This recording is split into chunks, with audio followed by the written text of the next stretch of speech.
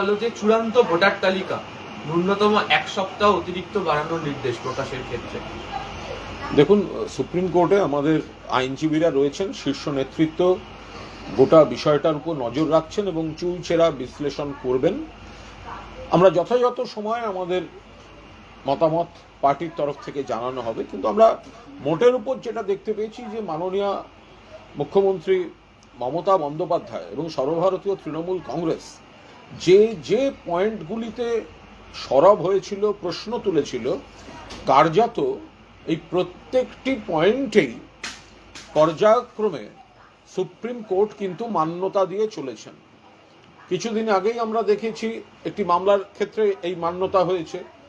এর পরবর্তীকালে মমতা বন্দ্যোপাধ্যায় মাননীয় মুখ্যমন্ত্রী যেদিন সশরীরে সওয়াল করলেন, যে পয়েন্টগুলো তুললেন, আমরা পরিষ্কার দেখলাম সেগুলোতে মান্যতা দিয়ে নির্বাচন কমিশনকে কিছু কড়া বার্তা দিলেন মহামান্য সুপ্রিম কোর্ট।